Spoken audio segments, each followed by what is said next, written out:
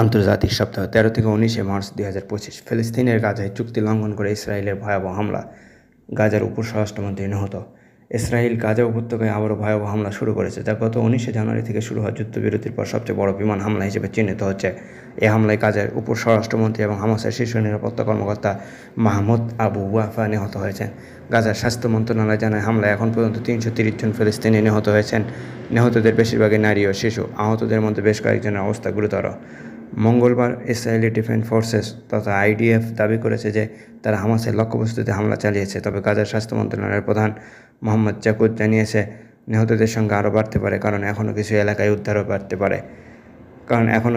উদ্ধার কাজ চলছে। হামলার পর গাজার কয়েকটি হাসপাতালে চিকিৎসা সেবা দিতে হিমশিম খাচ্ছে।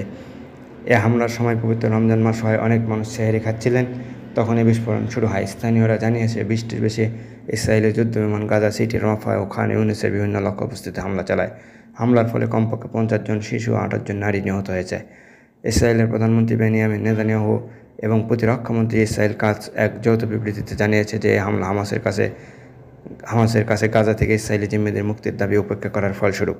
তারা বলেছেন, আমরা এখন থেকে হামাসের বিরুদ্ধে আরও শক্তিশালী সামরিক শক্তি ব্যবহার করব। জাতিসংঘে ইসরায়েলের রাষ্ট্রদূত ড্যানি ড্যানন বলেছেন, হামাসকে অবশ্যই তাদের সকল জিম্মিকে মুক্তি দিতে হবে এবং ইসরায়েল তাদের শত্রুদের বিরুদ্ধে কোনো দয়া দেখাবে না। এর পাশাপাশি তিনি সতর্ক করে বলেন যে ইসরায়েল তাদের আক্রমণের লক্ষ্য পূর্ণরূপে বাস্তবায়ন করবে।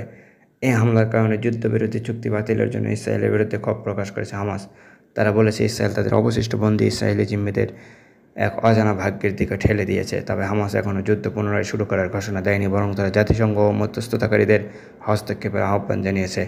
হোয়াইট হাউসের একজন মুখপাত্র জানিয়েছে, ইসরায়েল হামলা চালানোর আগে মার্কিন প্রেসিডেন্ট ডোনাল্ড ট্রাম্পের প্রশাসনের সাথে পরামর্শ করেছে। এই পরিস্থিতি আন্তর্জাতিক কূটনীতিক আলোচনার জন্য একটি নতুন চ্যালেঞ্জ হিসেবে উঠে এসেছে। ভারতের মহারাষ্ট্রে আওরঙ্গজেবের সমাধি সরানোর দাবিতে সহিংসতা কারফিউ জারি। ভারতের মহারাষ্ট্রে মোগল সম্রাট আওরঙ্গজেবের সমাধি সরানোর দাবিকে কেন্দ্র করে সহিংসতার ঘটনা ঘটেছে। এ ঘটনায় রাজ্যের নাগপুরের কয়েকটি এলাকায় কারফিউ জারি করা হয়েছে। রাজনৈতিক ও সাম্প্রদায়িক উত্তেজনার কারণে এই পরিস্থিতির সৃষ্টি হয়েছে, যা সাম্প্রদায়িক দিনগুলোতে পশ্চিম ভারতের অন্যতম উত্তপ্ত ঘটনা হিসেবে পরিগণিত হয়েছে। বিজেপির নেতা এবং উগ্র হিন্দুত্ববাদী গোষ্ঠী দীর্ঘদিন ধরে এই সমাধি সরানোর দাবি করে আসছিল। গত সোমবার রাতে নাগপুরে আওরঙ্গজেবের সমাধি সরানোর দাবিতে বিক্ষোভ ছড়িয়ে পড়ে। বিশ্ব হিন্দু পরিষদ ও বজরং দলের সমর্থকরা নাগপুরের মহল এলাকায় শিবাজি মহারাজের মূর্তির কাছে জড়ো হয়ে আওরঙ্গজেবের সমাধি অপসারণের দাবি জানায়। তাদের স্লোগানের সাথে সাথে তারা আওরঙ্গজেবের ছবি এবং প্রতীকী সমাধি আগুনে পুড়িয়ে দেয়, যা উত্তেজনা সৃষ্টি করে। বিক্ষোভকারীরা পুলিশকে লক্ষ্য করে পাথর ছুড়ে এবং বেশ কয়েকটি গাড়িতে আগুন ধরিয়ে দেয়। পুলিশ পরিস্থিতি নিয়ন্ত্রণে আনতে টিয়ার শেল নিক্ষেপ ও লাঠিচার্জ করে। এই সহিংসতা ছড়িয়ে পড়ার পর নাগপুরের পুলিশ কমিশনার রবীন্দ্র কুমার সিঙ্গাল এক নোটিশে জানিয়ে দেন যে কোতোয়ালি, কনেশপেট তহসিল, লাখান্দগঞ্জ, পাঁচপাউলি, শান্তিনগর, চক্করদারা, নন্দবন, ইমামওয়াদা, যশোধরানগড় এবং কপিলনগর থানা এলাকায় কারফিউ জারি থাকবে। এই নিষেধাজ্ঞা পরবর্তী নির্দেশ না দেওয়া অবধি বহাল থাকবে। পরিস্থিতি এখনও নিয়ন্ত্রণে আসেনি এবং আরও পুলিশ বাহিনী মোতায়েন করা হয়েছে। আলোচ্য ঘটনাকে কেন্দ্র করে পুলিশ জানিয়েছে যে সহিংসতায় 4 জন আহত হয়েছে এবং 1 ডজনেরও বেশি পুলিশ আহত হয়েছে। সারা মহল এলাকায় জনসমাগমের ফলে এই পরিস্থিতি আরও অগ্নিগর্ভ হয়ে ওঠে। পুলিশ এখনও ব্যাপকভাবে অভিযান চালিয়ে যাচ্ছে এবং 50 জনকে আটক করেছে। পরিস্থিতি শান্ত রাখার জন্য নিরাপত্তা বাহিনী আরও ব্যবস্থা গ্রহণ করেছে। ভারতের কেন্দ্রীয় মন্ত্রী নীতিন গডকরি নাগরিকদের শান্ত থাকার এবং গুজবে বিশ্বাস না করার অনুরোধ করেছেন। তিনি বলেন, আমরা সবাইকে আশ্বস্ত করছি যে যারা আইন ভঙ্গ করেছে তাদের বিরুদ্ধে ব্যবস্থা নেওয়া হবে। প্রশাসন পরিস্থিতি নিয়ে কাজ করছে, তাই গুজবে কান না দেওয়ার জন্য সবাইকে অনুরোধ করছে। তিনি আরও বলেন, এটা অত্যন্ত গুরুত্বপূর্ণ যে সবাই আইন মেনে চলবে এবং শান্তিপূর্ণভাবে পরিস্থিতি মোকাবেলা করবে। মহারাষ্ট্রের মুখ্যমন্ত্রী দেবেন্দ্র ফডনবিসও এই সহিংসতা নিয়ে মন্তব্য করেছেন এবং জনগণকে শান্ত থাকতে বলেছেন। তিনি বলেন, নাগপুর শান্তিপ্রিয় শহর এবং এখানে মানুষের মধ্যে সম্প্রীতি বজায় রাখা উচিত। সহিংসতার জন্য তিনি কড়া ব্যবস্থা নেওয়ার কথা জানান এবং বলেন, যারা আইন ভঙ্গ করবে তাদের বিরুদ্ধে কঠোর পদক্ষেপ নেওয়া হবে। এদিকে বিরোধী দলগুলো রাজ্য সরকারের সমালোচনা করেছে। শিবসেনা ইউবিটির বিধায়ক আদিত্য ঠাকরে এই সহিংসতার জন্য রাজ্য সরকারের উপর দায় চাপিয়েছেন। তিনি বলেন, রাজ্য সরকারের আইন শৃঙ্খলা ভেঙে পড়েছে এবং নাগপুরে এমন পরিস্থিতির সৃষ্টি হয়েছে। এনসিপির সুপ্রিয়া সুলে এবং কংগ্রেস নেতা পবন খেরাও সহিংসতার নিন্দা করেছেন এবং জনগণকে গুজবে কান্না দেওয়ার জন্য অনুরোধ জানিয়েছেন। এর আগে বিজেপি নেতা উদয়ন রাজে ভোসলে এবং নবনীত রানা আওরঙ্গজেবের সমাধি ভেঙে ফেলার দাবিতে শোরগোল তুলেছিলেন। রাজ্য সরকারের মুখ্যমন্ত্রী দেবেন্দ্র ফডনবিসও সম্প্রতি সমাধি সরানোর দাবির প্রতি সমর্থন জানিয়েছিলেন। তবে তিনি বিষয়টিকে আইনসঙ্গতভাবে করার কথা বলেছেন। তিনি বলেছেন, এটি একটি সুরক্ষিত স্থান এবং আইনের মাধ্যমে সমাধান করা উচিত। এই পরিস্থিতি নাগপুরের শান্তিপূর্ণ পরিবেশের জন্য এক নতুন চ্যালেঞ্জ সৃষ্টি করেছে।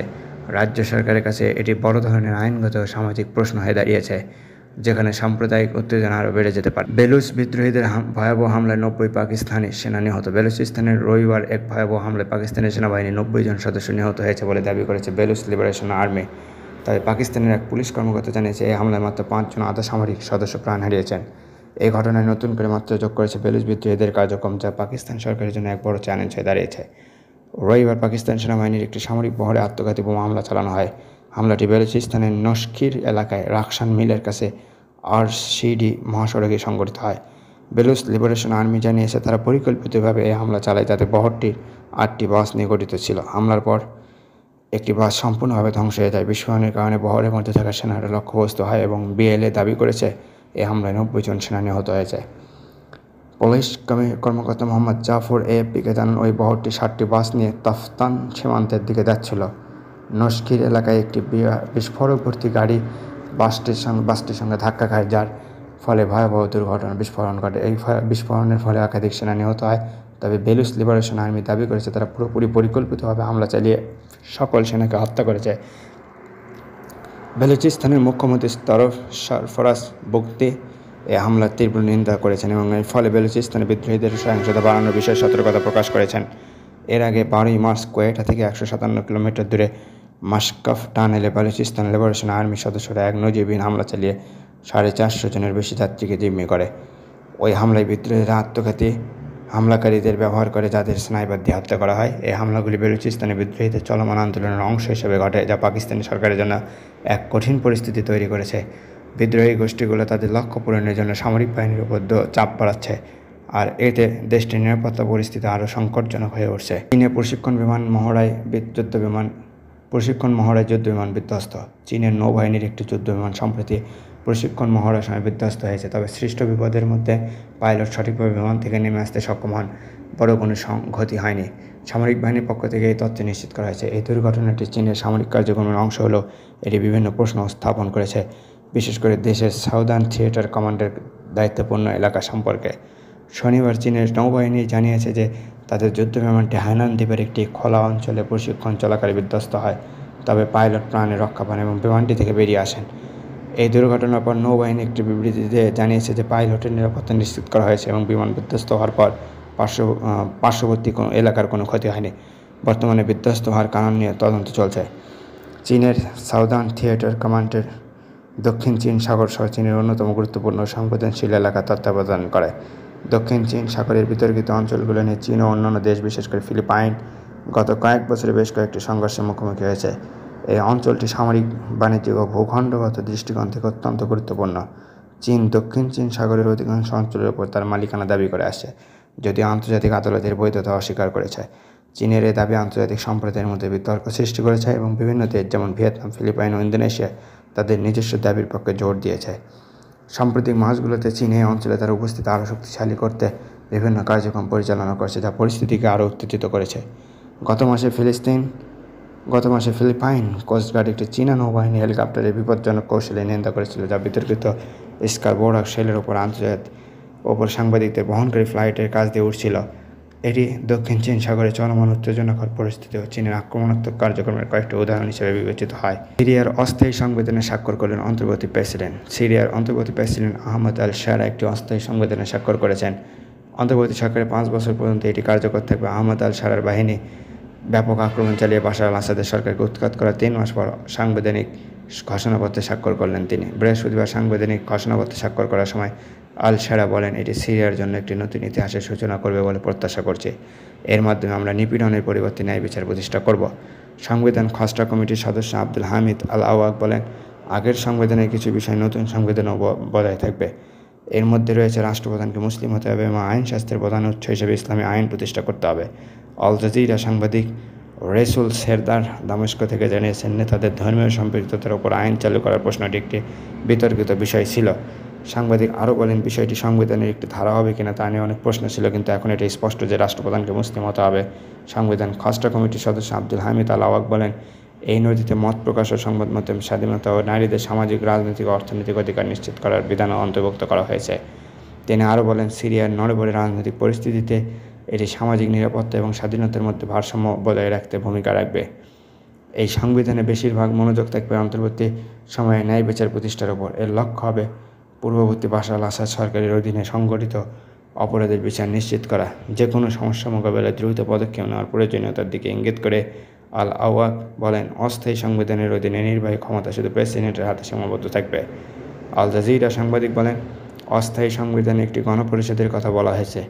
এটির 1/3 সদস্য নিযুক্ত করবেন প্রেসিডেন্ট। নির্বাচন অনুষ্ঠিত না হওয়ার আগ পর্যন্ত সব আইন প্রণয়নের দায়িত্ব থাকবে এই গণপরিষদের হাতে।